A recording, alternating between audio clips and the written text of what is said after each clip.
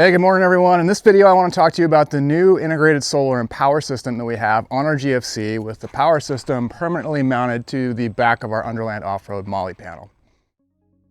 In a recent episode, we went over the removal of our hood-mounted solar panel and talked about our plans to replace it with a flexible 100-watt Renogy panel on the roof of the GFC, mounted using these 3D printed hardware pedestals. With those pedestals and some strategically placed 3M dual lock, which is sort of like a industrial polymer Velcro, I was able to mount the Renogy panel to the roof of our GFC in a way that it's essentially floating about a 1/4 inch off the roof, which creates a bit of an air gap to combat some of the heat that can build up on the panel. And as far as choosing a flexible panel over a rigid panel, it primarily boils down to the weight savings for me. In this case, we're saving about 8 pounds, and that doesn't include the weight of whatever mounting hardware or bracketry we would have had to use for the rigid panel. Our solar panel wiring runs through a weatherproof grommet on the front wall of the GFC and then into a Deutsch DT connector that I have mounted to the Underland Offroad MOLLE panel. From there, the solar cabling runs behind the MOLLE panel and to an Anderson power pole connector that I have mounted to a 1/4 inch aluminum plate. That plate is attached to the MOLLE panel with some 1/4 inch hardware, some aluminum spacers, utilizing the 1/4 inch mounting slots that are designed into the MOLLE panel itself. And as you can see, I also have a sufficiently rated cutoff switch so that I can cut off the power coming in from the solar panel anytime I connect or disconnect something to that power pole connector. Now, at the heart of my current setup is this Renogy 276 watt-hour DC power bank. They recently updated this power bank last year so that it now has pass-through charging capability. And as you can see, I was able to find a rather inexpensive MOLLE pouch that attaches to the MOLLE panel, and it fits the battery almost perfectly, and I'm able to run my wiring in through the top access zipper.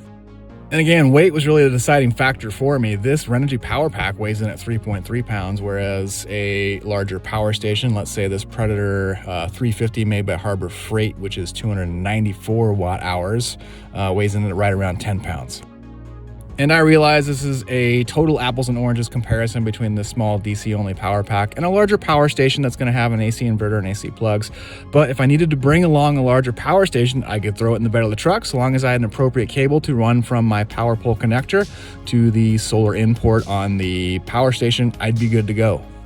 And if you're wondering about heat buildup with the battery stored in this pouch, I ran it like this for about 6 days straight on a recent Southern California road trip.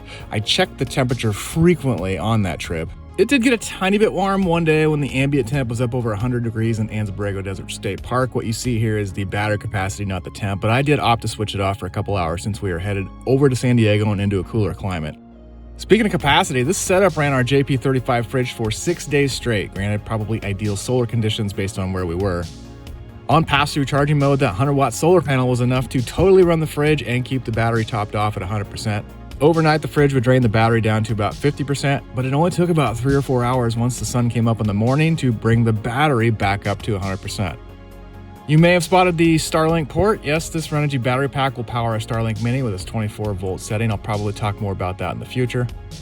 I have a connection port on the front wall of the GFC that comes through to another Deutsch DT connector on the MOLLE panel. This allows me to quickly disconnect the MOLLE panel to fully remove it so I can clean behind the panel or make repairs or modifications.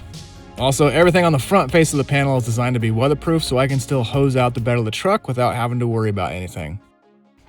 And for what it's worth, I realize that this is not going to meet the power needs of a lot of you out there, but if you're looking for something very minimal and super lightweight, maybe you can draw some ideas from this. So far, it's working great.